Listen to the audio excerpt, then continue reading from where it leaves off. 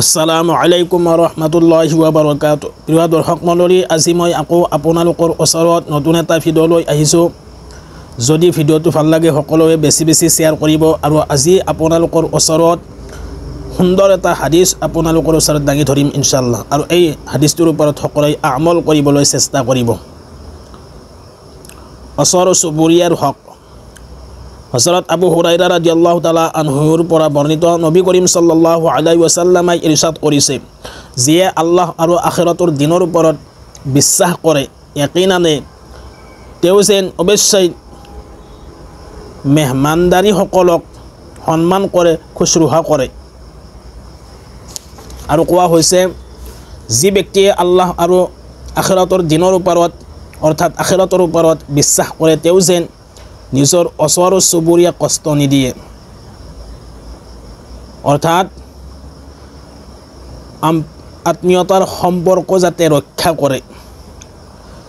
আৰু কোৱা হৈছে, যি ব্যক্তিয়ে আল্লাহ আৰু আখিৰাতৰ ওপৰত বিশ্বাস কৰে, ইয়াকিনানে তেওঁ যেন মুখৰ দ্বাৰাই অৰ্থাৎ তেওঁৰ জবানৰ দ্বাৰাই মুখৰ দ্বাৰাই ভাল কথা কয়, নহ'লে চুপ থাকে অৰ্থাৎ মনে মনে থাকে। এই হাদিছটোৰ দ্বাৰা আমি তিনিটা কথা গম পালোঁ যে যিসকল ব্যক্তিয়ে মুছলমান, যিসকল ব্যক্তিয়ে আল্লাহৰ ওপৰত আৰু আখিৰাতৰ ওপৰত বিশ্বাস কৰে, ইয়াকিনানে তেওঁ মেহমানদাৰী সকলক যাতে খুশৰুহা কৰে, সন্মান কৰে। কাৰোবাৰ ঘৰত যদি মেহমান আহে, সেই মেহমানক খুশৰুহা কৰিব লাগে আৰু সন্মান কৰিব লাগে, ভালদৰে যত্ন কৰিব লাগে। ২ নম্বৰতে কোৱা হৈছে, যিসকল ব্যক্তিয়ে আল্লাহ আৰু আখিৰাতৰ ওপৰত ইমান আনে, বিশ্বাস কৰে, ইয়াকিনানে তেওঁ যেন ওচৰ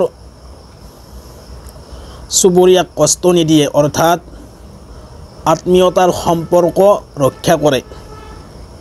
আৰু যি ব্যক্তিয়ে আল্লাহ আৰু আখিৰাতৰ ওপৰত বিশ্বাস কৰে, ইয়াকিনানে তেওঁ যেন নিজৰ মুখৰ দ্বাৰাই ভাল কথা কয়, আল্লাহ আৰু আল্লাহৰ ৰসুল সাল্লাল্লাহু আলাইহি ওয়াসাল্লামৰ কথা কয়।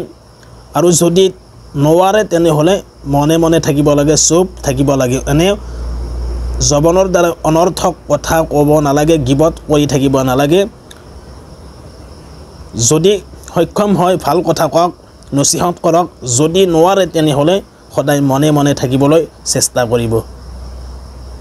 ইনশাআল্লাহ সকলোৱে এই ভিডিঅ'টো বেছি বেছি শ্বেয়াৰ কৰিব।